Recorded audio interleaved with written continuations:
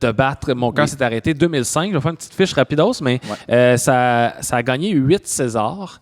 C'était son 4e film, meilleur réalisateur, musique, Alexandre Desplat, puis on va y revenir parce que Desplat, il a fait tous ses films, sauf Deepan.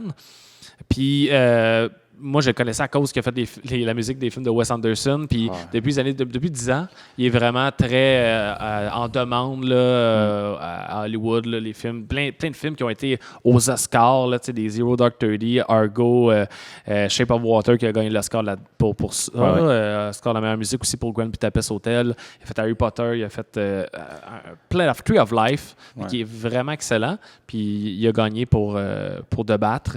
Puis les acteurs aussi. Meilleur. Romain Dury, mon Dieu Seigneur, qui est bon là-dedans. Mais je pense qu'il n'a pas gagné. Il n'a pas gagné, oui, c'est ça. Je pense pas qu'il a gagné, mais non, mais c'est ça. Puis on se disait aussi, puis j'en parlais aussi avec d'autres mondes, comme quoi c'est pas un grand acteur, ou du moins c'est. Ouais, non, mais c'est pas vu tant ses films, mais on le connaît peut-être pour des affaires plus légères aussi. On l'a connu à cause de L'Auberge espagnole, là, qui est un film plus léger, qui va pas dans des zones trop. Dramatique, là, tu sais. Mais je l'ai vu dans quelques trucs, puis il est quand même capable. Puis même, je te dirais, depuis un bout, il va chercher des rôles dark, des affaires vraiment tordues.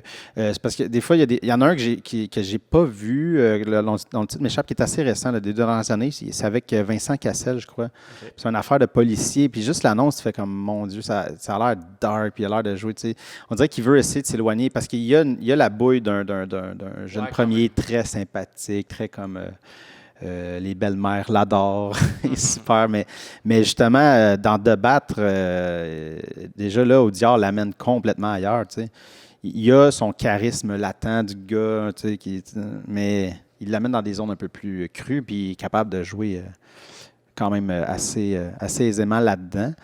Moi, De Battre, je l'ai réécouté cette semaine parce que je l'avais écouté il y a 15 ans. Oui, c'est ça. Lui, c'était le plus loin dans ma tête.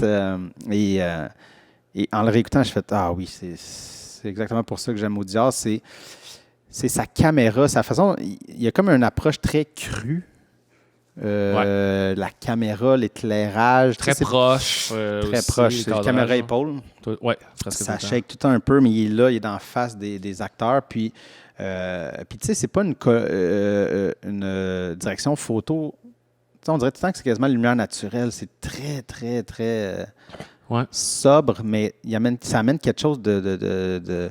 Ben, il fait toujours dans le réalisme assez intense. Fait que je pense que c'est ça. Là. Il n'y a pas trop d'esthétisme qui vont nous faire sortir un peu là, de la réalité souvent difficile là, des personnages. Là. Ouais. Puis c'est tellement centré sur les personnages, en fait. Là. T'es tout le temps... Chacun des films est porté par un des fois 2 là, personnages. Puis De Battre, c'est ça. T'es tout le long sur lui. Là. Tout le long. Puis tu réussis à faire vivre des émotions très dures quand même grâce à sa caméra. Oui. Puis moi, je pense que c'est ça principalement qui m'attire à son cinéma. Il y a un côté qu'on dirait quasiment improvisé. Puis on va en parler avec les autres, mais pour De Battre, je ne sais pas, mais je pense qu'il ne fait pas de temps de pré-prod ou de découpage technique. Il a l'air d'être très comme avec l'acteur, on est dans la scène, puis qu'est-ce qui se passe, je vais aller le suivre, puis on va voir un peu comment on se positionne autour de lui, au lieu de forcer un cadrage et de dire, vis là-dedans. On dirait que c'est l'inverse, son approche. On dirait vraiment qu'il est comme l'acteur, qu'est-ce qu'il vit, puis moi, je vais aller chercher quelque chose là-dedans. Je vais aller te trouver je vais aller me coller à ton émotion.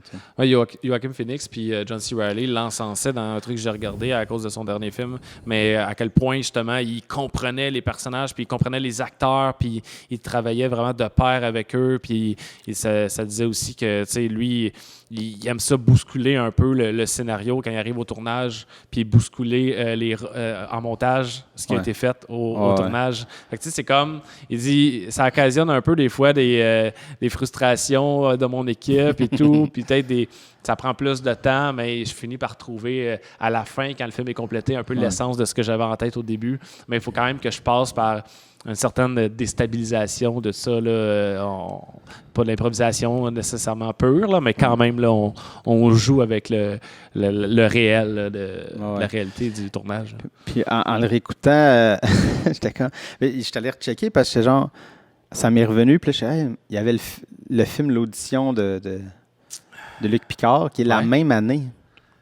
OK. Mais c'est un peu ça, tu sais, parce que là, pour expliquer, pour ceux qui n'ont pas vu, mais tu sais, dans le fond, de Bat, c'est un espèce de, pas voyou, c'est un gars qui est dans des gamiques immobilières. Ouais, puis qui fait des règlements de compte pour justement des hommes un peu plus déloger des gens illégaux. Là, Mais à travers ça, ben ça, c'est parce que c'est son père, tu catches, qui est dans les gamiques, tout ça.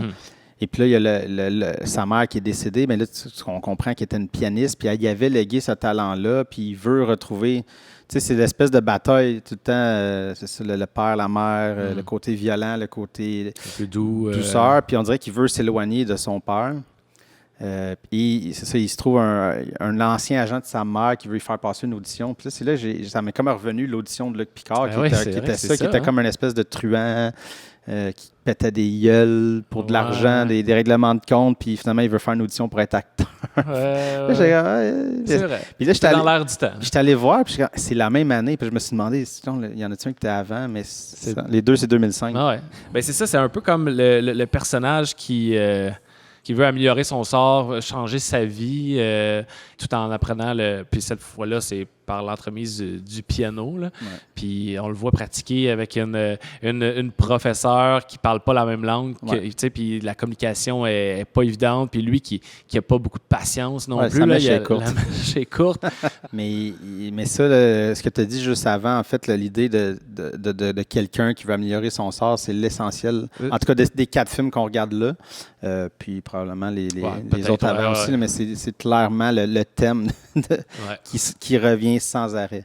Quelqu'un qui est comme en bas d'un échelon ou social, ou dans ce cas-là, qui est pris dans un engrenage de vie à cause de son père et de ses connaissances, puis qui veut s'extirper de tout ça, mais que le passé est tout le temps là comme pour hanter. Puis c'est un peu ça la fin, en fait, de battre, là, que on dit, OK, il a l'air de s'être... Il a l'air d'être revenu, mais il y a quelque chose qui est encore là, tu sais, parce qu'il est la fusion de sa mère et son père, même s'il veut s'extirper de la violence de son père. Ouais. Eh bien, ça reste là, tu sais. Fait que je trouve ça intéressant. Ouais. C'est vraiment un très beau film. Musique, ça a gagné, mais vu que c'est le piano est important dans le scénario, il est présent, puis il y a quoi qui est vraiment fort là, de côté de la musique là, dans ce film-là. Et c'est son plus beau titre. Moi, je pense que c'est un des beaux titres du cinéma. Ouais. De battre mon cœur s'est arrêté.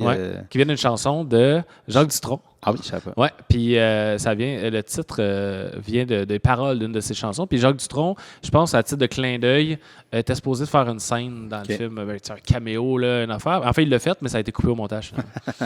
Ouais, en tout cas. Je pense que ça n'a pas vraiment de lien la chanson en tant que telle. Là. C'est vraiment, je pense qu'il a pris son inspiration là pour faire...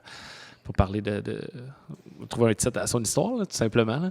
Mais oui, moi, je l'ai vu cette année, puis vraiment en retard, mais j'ai trouvé ça poignant, j'ai trouvé, tu sais, puis on va en reparler souvent, du moins, on va en reparler dans le prochain film, mais Niels Arestrup, là, il est-tu bon, cet acteur-là? Il est incroyable. Il est incroyable. Il est incroyable. Puis, bon, il a gagné un prix second rôle là-dedans. Il fait le père, super présent. Il fait le père.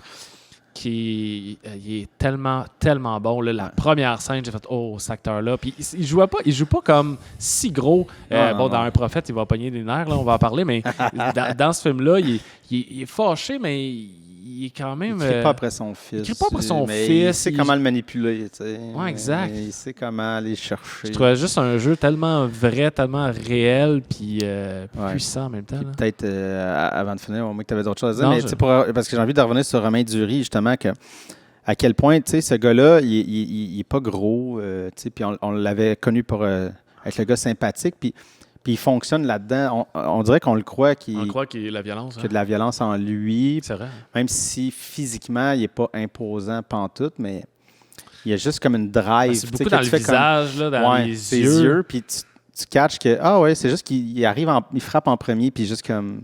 Il y a juste avec une drive que les gens saisissent, mais comme... Puis là, il est comme en team avec 2 autres gars. Avec t'en as un qui est bien plus bif que lui. Fait que tu te dis, OK, c'est peut-être lui qui est plus le dur à cuire, le goon. Mais lui, il lit peut-être plus la patente. Là. Non, mais c'est ça, il s'en tirait bien. Puis je suis comme. Non, c'est un bon acteur. C'est juste que. C'est ça. Il a souvent été cantonné dans des rôles plus. Ouais, c'est peut-être juste ça.